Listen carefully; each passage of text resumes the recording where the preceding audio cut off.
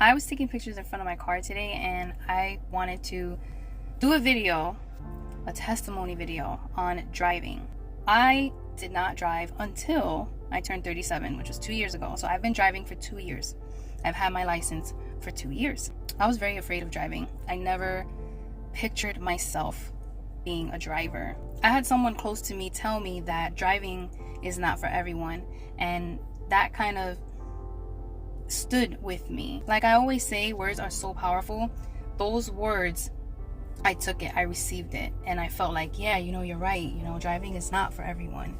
Sometimes I'm not, that observant, and it's just not meant for me. Maybe driving is not for everyone. So, I took that and I received that, and I lived that. I lived in fear. I felt like I was not ever going to be a confident driver. And, a friend of mine who's also my pastora, she was the one who really believed in me and entrusted me with her car. I would drive with her every day. And I started to build my confidence. And she always believed in me, and she would push me to say, you could drive alone here, you can do it. She even pushed me to get a bigger car because I was very apprehensive with even getting a car this size. So I am just so grateful for her. I love her. We've been friends for about 20 years. Every day that I drive, I'm in awe of me driving. I love it, and it's still surreal to me. And I'm still amazed and just in love with it.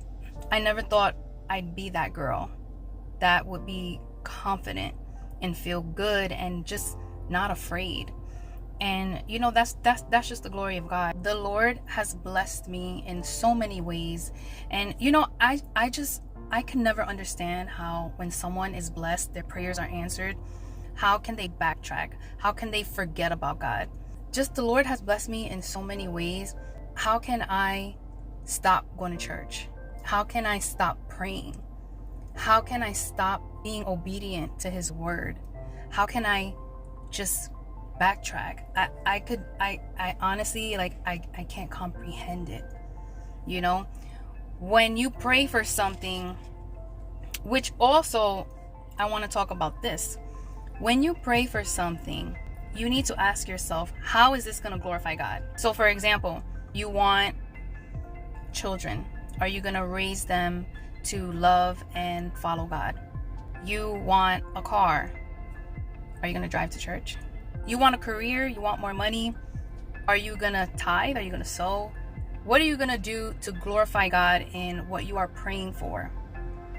You want a spouse. Why? Why do you want a spouse? Are you guys going to do things for the kingdom of God?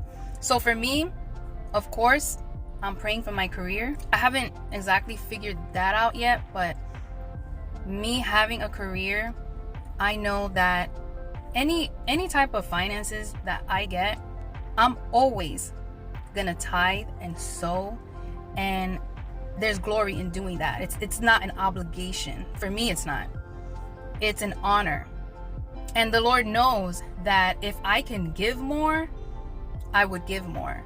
So when the time comes, when the Lord wants to bless me with more, there's no doubt that I'm going to give more, sow more, tithe more. Me wanting to be married and have a husband, I want us to be able to do things for the kingdom of God. I would love it if we could counsel couples. That has always been a desire, a passion of mine. I don't know what God has planned, but I know that we are going to do things for the kingdom of God. So again, whatever it is that you are praying for, ask yourself, how can I glorify God in what I'm praying for? It's very important. So the car that I have, I wanted a bigger car because I didn't want to just fit me and my 3 kids. So it was important that I get something that I can fit, whether it be friends, family. Just, I needed that space. I never thought I would be that girl that was overwhelmed with driving, going here and there. Sometimes I have to make 6 different trips to my kids' school because you know, 3 kids, 3 different schedules sometimes. And, you know, I find myself some days just going all over the place, and I'm like, oh my God, I'm just so tired, but not in a complaining way. It's an honor to be that girl that is overwhelmed with driving here and there, here and there, here and there, because I never thought that I would be that girl. It is such an honor, and I'm just so grateful that the Lord has given me the confidence, and you know, there is no fear in me when it comes to that. And I never thought that was possible, and I just wanted to share my driving testimony with you. Better late than never. So I hope this was helpful, and I will see you in my next video. Bye.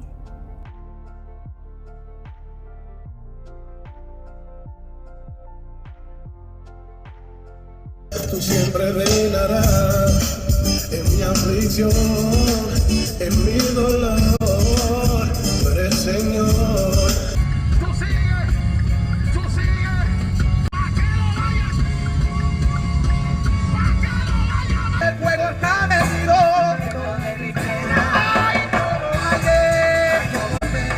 I got me, myself, and I, oh my la la la, no one else, just me, myself, and I.